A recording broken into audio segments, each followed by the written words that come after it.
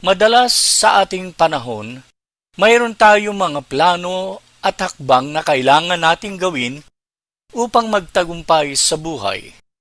Sa negosyo man, trabaho, o pamilya, mahalaga ang tamang desisyon at aksyon. Ngunit may mga pagkakataon din na sa kabila ng ating mga plano, kailangan natin sumunod sa mas mataas na plano, ang plano ng Diyos. Katulad ng isang tao na nagtitiwala sa kanyang mga magulang o kaibigan sa paggawa ng mga desisyon para sa kanya, ang ating buhay ay mas magiging magaang kung magtitiwala tayo sa plano ng Diyos. Sa aklat ni Ruth, Kabanata 3, makikita natin ang proseso ng pagkilos ng Diyos sa buhay ni Ruth, Naomi at Boaz sa pamamagitan ng kanilang pagtitiwala at pagsunod sa tamang panahon at pagkilala sa tamang tao, mapangyayari ang plano ng Diyos sa ating buhay. Ating sisilipin ang bawat talata ng kabanata upang mas makita ang mga mahalagang prinsipyo sa kanilang karanasan. Ang paksa natin ngayon ay mula sa chapter 3, talatang 1 hanggang 18. Ito ay aking binigyan ng titulong Ang mga mananampalataya sa gitna ng plano ng Diyos. Mayroon tayong mga ilang mahalagang points ang pinakikita sa atin ng ating teksto. At ang first na mahalagang point ay pinakikita sa mga verses 1 and 2. Ang panukala ni Naomi. Verse 1. Isang araw ay kinausap ni Naomi si Ruth. Sabi niya, "Anak, kailangan ihanap kita ng magiging asawa upang magkaroon ka ng sariling tahanan." Si Naomi bilang isang ina sa pananampalataya kay Ruth ay nais tiyakin ang kinabukasan ng kanyang manugang. Bilang byuda, ang paghahanap ng kaligayahan at katiyakan para kay Ruth ay responsibilidad na kanyang inako. Bilang mga Kristiyano naman at magulang, mahalaga ang pagsasalang-alang natin sa kapakanan ng iba, lalo na sa mga nangangailangan ng gabay, tulad ng ating mga anak. Mahalaga na ating makita ang ating mga sarili na mga tagapayo sa mga kabataan at maging sa mga taong nangangailangan ng direksyon sa kanilang buhay, katulad ni Naomi at Ruth. Sa aking pagmamasid ng mga nangyayari sa ating panahon, hindi maaalis sa aking isipan pagkat aking nakikita na karamihan sa mga magulang ay tila hindi nabibigyan halaga ang malaking responsibilidad at pananagutan na nasa sa kanilang balikat ang tamang pagpapalaki sa kanilang mga anak. Kaya't hindi katakataka na maraming mga kabataan ay hindi nagmamature sa tamang gulang at marami ang naliligaw ng landas. Kaya ang tanong ko sa inyo, lalo na kung ikaw ay isang magulang, ginagawa mo ba ang iyong responsibilidad sa iyong mga anak o pinapasa mo ito sa iba? Sa verse 2 naman, ganito ang ating mababasa. Natatandaan mong sinabi ko sa iyo noon na kamag-anak natin si Boaz. Mga manggagawa niya ang kasama mo sa bukid. Ngayon, makinig kang mabuti. Magpapagiik siya ng sebada mamayang gabi. Sa talatang ito, makikita natin na napakahalaga ng pag-aaral ng sitwasyon at pagkakataon sapagkat ipinakikita nito ang karunungan at paghahanda sa paggawa ng mga tamang desisyon. Sa ating buhay, ang tamang pagkilos ay madalas na naaayon sa tamang pag-unawa sa mga pangyayari at tamang oras ng pagkilos. Ito ay nagiging mahalaga sa pagpili sa mga tamang hakbang na magiging kapaki-pakinabang sa ating sarili at sa mga taong nasa paligid natin, tulad ng ginawa ni Naomi. Sa talatang binanggit, si Naomi ay hindi lamang tumutok sa kanyang hangarin na tulungan si Ruth, kundi ginamit niya ang kanyang karunungan upang magplano ng maingat. Alam niya kung saan at kailan pupunta si Boaz, kaya't binigyan niya si Ruth ng payo, batay sa tamang oras at sitwasyon. Ipinapakita nito na ang pagpapasya ng may kaalaman ay nagiging mas matagumpay. Isang paalaala sa atin, tayo ay dapat na maging maingat at mapagmasid sa mga oportunidad na binibigay ng Diyos. Katulad ni Naomi, dapat natin pag-aralan ang sitwasyon at ang mga tamang tao na maaaring makatulong sa atin. Maaari kasing ang ating karunungan na nagmula din naman sa Diyos ay ating magagamit upang ituro ang tamang direksyon sa iba. Ang ikalawang mahalagang punto sa ating teksto, verses 3 and 4, ang paghahanda ni Ruth. Verse 3, kaya't maligo ka, magpabango ka at isuot mo ang pinakamaganda mong damit. Pagkatapos pumunta ka sa giikan, ngunit huwag mong ipaalam na naroon ka hanggang sa makakain at makainom si Boaz. Ipinag-utos ni Naomi kay Ruth ang tamang paghahanda. Hindi lamang pisikal na paghahanda, kundi emosyonal at spiritual na kahandaan ang kailangan. Sa ating buhay, mahalaga ang tamang paghahanda sa anumang larangan na ating planong harapin. Kapag tayo ay may hinaharap na mga desisyon o hamon, kailangan natin maghanda hindi lamang mentally at physically, kundi spiritually din. Dapat tayong humarap ng may tamang puso at tamang layunin. Verse 4, tingnan mo kung saan siya matutulog. Lumapit ka, iangat mo ang takip ng kanyang paa, at mahiga ka sa may paanan niya. Sasabihin niya sa iyo ang nararapat mong gawin. Ang simpleng pagsunod ni Ruth sa plano ni Naomi ay nagpapakita ng kanyang pagtitiwala at pagpapakumbaba. Ipinapakita rin ito na may tamang paraan ng pakikipag-ugnayan ng may respeto at kahinhinan. On the part of Boaz, nagtitiwala din si Naomi sa kanya that he will act honorably. Ang pagsunod sa utos ng Diyos o sa mga taong tinitingnan natin na may spiritual maturity ay hindi laging madali. Ngunit kailangan natin ng pagpapakumbaba at tiwala. Kapag sumunod tayo sa Diyos at sa payo ng kanyang mga lingkod na pinapangunahan ng kanyang espiritu, kahit hindi natin nauunawaan ang lahat, makikita natin ang tamang direksyon. Hebrews chapter 13 verse 17, sumunod kayo sa inyong mga namumuno at pasakop kayo sa kanila, sapagkat sila'y nagbabantay para sa inyong mga kaluluwa bilang mga mananagot.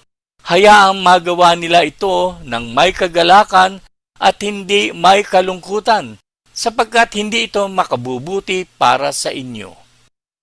Ang ikatlong mahalagang punto sa ating teksto, verses 5 at 6. Ang pagsunod ni Ruth. Verse 5, sumagot si Ruth, gagawin ko pong lahat ang iyong sinabi. Nagpunta nga si Ruth sa giikan upang isagawa ang lahat ng sinabi ng kanyang biyanan.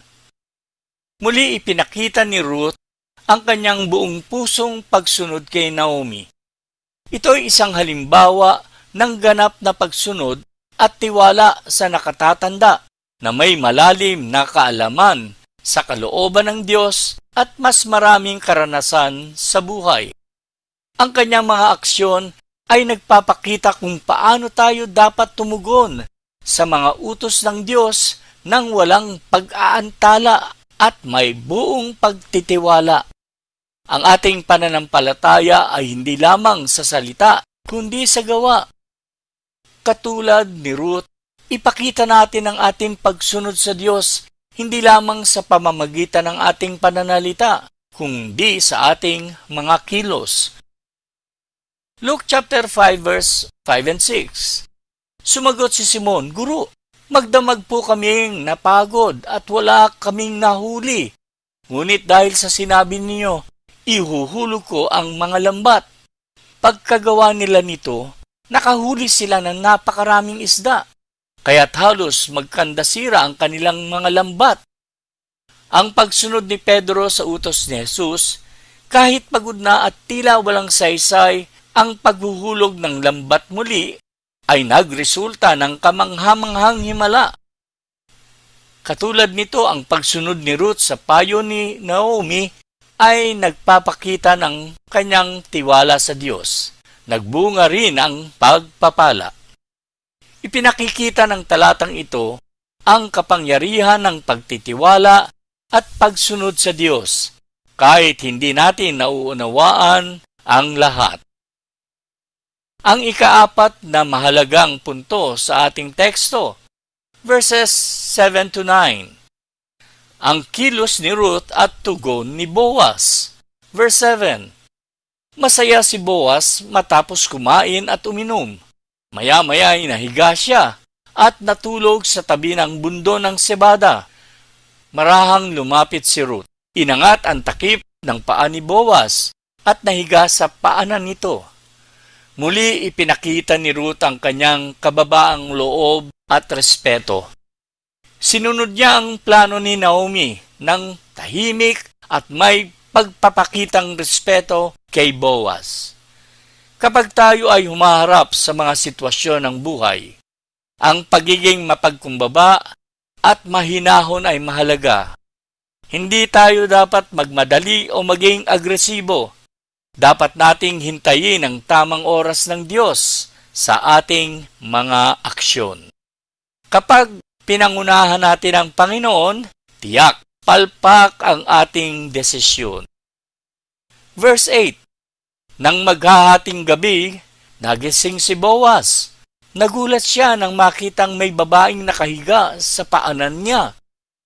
Ang pagsunod ni Ruth ay hindi lamang nagdala ng reaksyon mula kay Boaz, kundi ito rin ay nagsilbing pintuan para sa isang mas malalim na ugnayan at pagkakataon na isagawa ang plano ng Diyos sa kanilang buhay.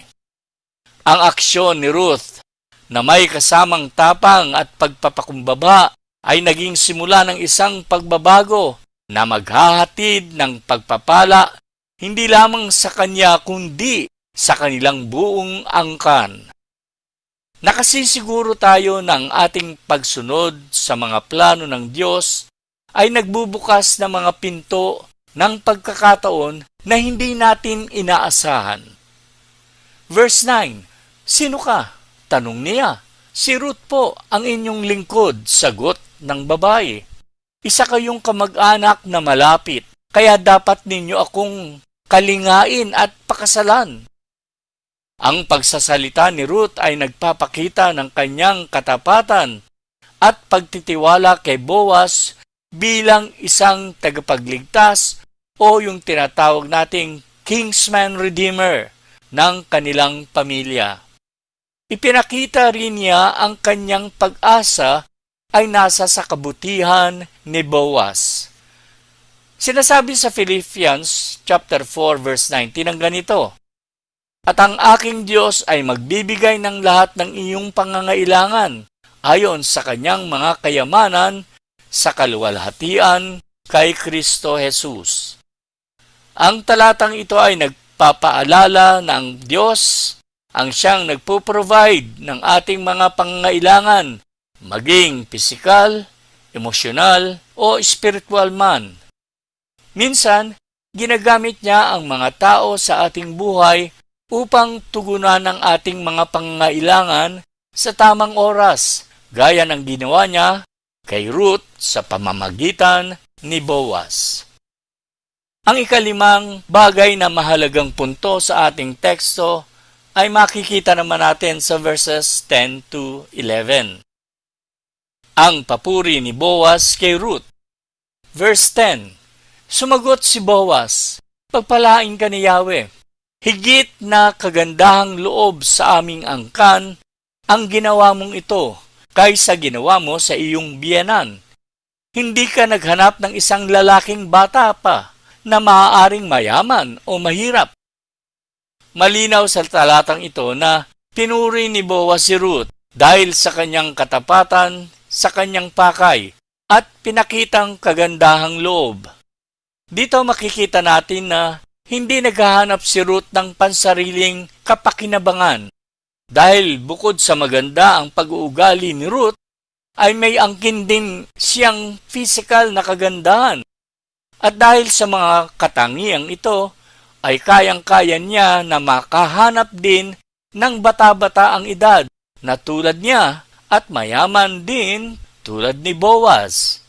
Ngunit di niya ginawa iyon, kundi sumunod siya sa tamang paraan. At ang tamang paraan ay ang pagsunod niya sa kautusan ng Diyos. Verse 11, ipanatag mo ang iyong loob. Nalalaman ng buong bayan na isa kang mabuting babae. Gagawin ko ang lahat ng sinasabi mo. Ang reputasyon ni Ruth ay mahalaga.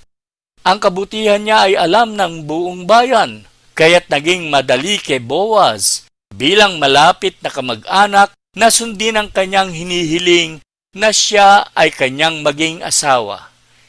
Bilang mga tagasunod ni Kristo, mga kapatid, ang pag-iingat sa ating reputasyon ay mahalagang bahagi ng ating patotoo bilang mga Kristiyano. Ang ating kabutihan at integridad ay nagiging buhay na patotoo ng ating pananampalataya. Kapag ipinapakita natin ang honesty, humility, at consistency sa ating pamumuhay, ito ay nagiging paraan upang makita ng ibang tao ang pagkilos ng Diyos sa atin. Ang pagkakaroon ng mabuting reputasyon ay nagbibigay daan upang pagkalooban tayo ng pabor at tiwala, hindi lamang mula sa tao, lalong-lalo na mula sa Diyos, na nagbibigay sa atin ng mas maraming pagkakataon upang maglingkod at magpakalat ng kanyang liwanag. Ito ang mababasa natin sa Kawikaan, chapter 31, verse 10. Mahirap makakita ng mabuting asawa. Higit sa mamahaling alahas ang kanyang halaga. Hindi natin maitatanggi na inilalarawan ng talatang ito si Ruth, pagkat siya ay isang babae na marangal sa mata ng Diyos at sa mata ng mga tao. Ang pang-anim na mahalagang punto sa ating teksto ay mababasa naman natin sa mga talatang 12 hanggang 13.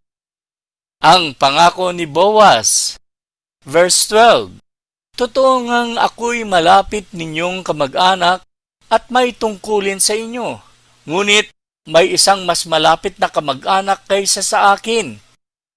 Ipinakita ni Boaz ang kanyang integridad sa pagsunod sa batas ng Israel. Bagamat nais niyang tumulong, kinilala niya na may isa pang kamag-anak na mas malapit na may karapatang tumubos, tumulong o maging asawa ni Ruth. Sa Matthew 5 verse 17, ganito ang mababasa natin. Huwag ninyong akalaing naparito ako upang ipawalang bisa ang kautusan at ang mga propeta. Naparito ako hindi upang ipawalang bisa ang mga iyon, kung hindi upang tuparin. Sa sinabing ito ng Panginoong Hesus, ipinapakita sa atin ng mismong mga pananalita ni Hesus ang kahalagahan ng pagtupad ng lubusan sa mga kautusan ng Diyos. Kaya't si Boaz ay ating makikita na kanya din namang pinahahalagahan na masunod ang mga tagubilin ng Diyos na sinalita ng mga propeta. Sa buhay, lalo na tayo'y mga mananampalatayang Kristiyano, kailangan natin maging tapat sa mga tagubili ng Diyos. At mahalagang ipinaiiral natin ang isang makatarungan na pamumuhay. Minsan kahit gusto nating tumulong o kumilos agad, Kailangan natin igalang ang mga tamang proseso at batas na umiiral. Sa ating panahon, karamihan sa mga tao ay hindi na pinapahalagahan ng tamang proseso at paggawa ng mga bagay-bagay na naaayon sa batas ng pamahalaan. Ang mahalaga na lamang ngayon ay mapangyari ang nais nila kahit sa papaanong paraan. At sad to say na madaming mga Christians ang may ganitong patakaran na rin sa buhay. Verse 13, dito ka muna hanggang madaling araw. Bukas ng umaga, aalamin natin kung papakasalan ka ng lalaking sinasabi ko. Kung hindi, ipinapangako ko kay Yahweh, ang buhay na Diyos, nagagampanan ko ang tungkulin ito. Matulog ka na muna ngayon. Samantala sa talatang ito naman, ay ipinapakita ni Boaz ang kanyang determinasyon at kabutihan. Bagamat sinusunod at nagpapasakop siya sa batas, siya rin ay handang kumilos kung ang ibang kamag-anak ay hindi tutugon. Katulad ni Boaz, mga kapatid, may mga pagkakataon na dapat tayong maging handa na umaksyon kung kinakailangan. Ngunit laging kailangang pairalin ang pagiging mahinahon at sumusunod sa tamang proseso. Bantayan natin ang pangkaraniwang pag-uugali nating mga Pilipino. Ang padaos-daos na pagdedesisyon dulot ng pagiging emosyonal. Mahalagang pag-isipan at ipanalangin ang mga bagay-bagay na dinadala ng pagkakataon sa harapan ng ating mga buhay. Ang ikapito na mahalagang punto sa ating teksto ay mababasa natin sa verses 14 at 15. Ang kabutihan ni Boaz kay Ruth. Verse 14, kaya't natulog si Ruth sa may paanan ni Boaz hanggang sa mag-umaga. Ngunit bumangon siya bago sumikat ang araw, sapagkat sinabi ni Boaz na walang dapat makaalam na nagpunta siya sa giikan. Malinaw na sinasabi sa talatang ito na pinahalagahan ni Boaz ang dignidad at reputasyon ni Ruth. Oo, hinayaan ni Boaz na doon na lamang matulog si Ruth sa giikan na kasama niya, ngunit pinatulog niya ito sa kanyang paanan. Upang hindi magkaroon ng usap-usapan ang mga manggagawa, pinayuhan ni Boaz si Ruth na bago pa man sumikat ang araw, ay umalis na siya upang walang makakita sa kanya. Ilang mahalagang aplikasyon ang ating makikita sa pangyayaring ito. Una, sa ating pakikitungo sa iba, lalo na sa ating mga kapwa mananampalataya. Mahalaga ang pangangalaga sa reputasyon ng isa't isa. Ang pagiging sensitibo at maingat sa ating aksyon ay nagpapakita ng respeto at pag-ibig sa kapwa. Ikalawa, huwag tularan ang nakararaming mga tao ngayon sa ating panahon na tinatawag nating mga oportunista. Bantayan natin ang ating mga sarili sa tuksong ito. Samantala sa verse 15, ganito ang mababasa natin. Nang paalis na si Ruth, sinabi ni Boaz, iladlad mo ang iyong balabal. At ito'y nilagyan ni Boaz ng kalahating kabang sebada. Ipinasan niya ito kay Ruth at tuluyan na itong umuwi. Bilang tanda ng kabutihan at pag-aalaga, binigyan ni Boaz si Ruth ng maraming butil upang hindi siya umuwing walang dala. Ipinapakita nito ang kanyang malasakit at buong pusong pagtulong. Ang gawain ito ay sumasalamin sa saganang probisyon ng Diyos para sa mga nagtitiwala sa Kanya. Sabi nga ng salita ng Panginoon sa sulat ni Apostol Pablo sa mga mananampalataya sa Filipos, chapter 4, verse 19, ang ganito, at buhat sa hindi mauubos na kayamanan ng Diyos, ibibigay niya ang lahat ng inyong kailangan sa pamamagitan ni Kristo Jesus. Napakagandang pangako ng ating Panginoong Jesus sa lahat na sa kanya'y nagtitiwala. Ang ikawalo na mahalagang punto sa ating teksto ay mababasa natin sa verses 16 to 18. Ang pag-uwi ni Ruth at payo ni Naomi.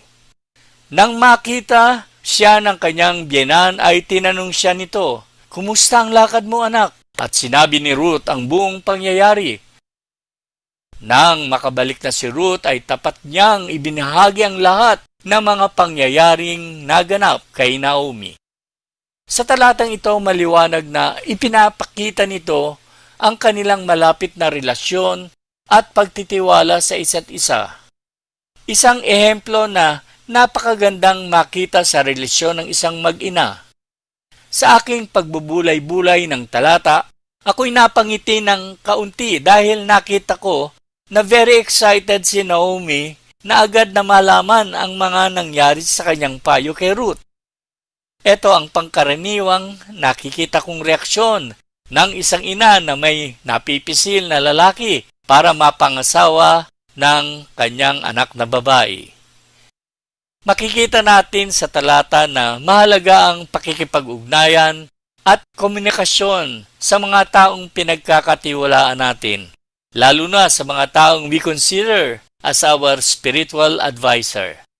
Gayon din naman, dapat alagaan ng mga ina ang pagkakaroon ng bukas at may ganap na pagtitiwalang relasyon sa isa't isa upang maiwasan ang tinatawag nating communication gap na nagtutulak sa mga kabataan na maging mapaglihim sa kanilang mga magulang. Sabi nga sa Psalms chapter 37 verse 5 ang ganito, "Ibigay mo sa Panginoon ang iyong mga plano at magtiwala ka sa Kanya. Tutuparin niya ang iyong mga hangarin." Si Naomi bilang tagapayo ni Ruth ay nagtiwala na ang plano niya ay nakaayon sa kalooban ng Diyos. Si Ruth naman sa kabilang banda ay nagpakita ng ganap na pagtitiwala sa mga payo ni Naomi at sumunod ng may kababaang loob, ipinakikita ang kanyang lubos na pagtitiwala din sa Diyos. Verse 17, "Binigyan pa niya ako ng sebada, sapagkat hindi raw po ako dapat umuwing walang dala." Tugon pa niya. Ang pagkilos ni Boaz ay hindi lamang para kay Ruth, kundi para rin sa kabutihan ni Naomi. Ipinapakita nito ang kanyang malasakit hindi lamang sa iisang tao kundi sa buong pamilya. Sa ating pagtulong, mahalaga na iniisip natin ang kabuuang kalagayan ng taong tinutulungan natin. Lagi natin tandaan na ang pagkilos natin para sa isa ay nakakaapekto sa buong pamilya o maging sa isang maliit na komunidad. Naaalala niyo marahil ang kwento sa bagong tipan na ating masusumpungan sa Matthew chapter 8 verse 5 to 13.